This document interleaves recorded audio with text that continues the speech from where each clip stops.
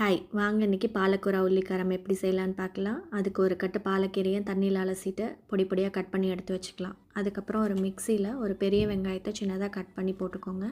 அது கூட 6 பல் பூண்டு, வரமிளகாத்தூள், உப்பு, கொஞ்சமாக தண்ணி தெளித்து ஒரு நல்ல ஒரு பேஸ்ட்டாக அரைச்சி நம்ம எடுத்து வச்சுக்கலாம். ஒரு பேனில் நல்லெண்ணெய் ஊற்றிக்கலாம். நல்லெண்ணெய் தான் இதோட டேஸ்ட்டே.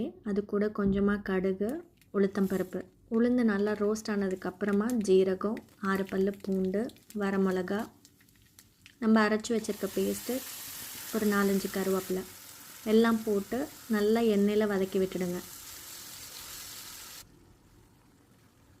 ஒரு லோ ஃப்ளேம்லேயே நல்லா அந்த மசாலா பச்சை வாசம் போகிற அளவுக்கு நல்லா குக் ஆகி வரட்டும்.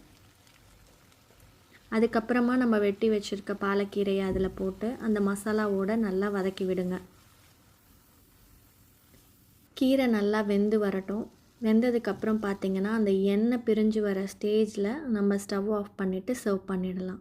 ஒரு ஒயிட் ரைஸ் கூட வச்சு சாப்பிட்டா சூப்பராக இருக்கும்.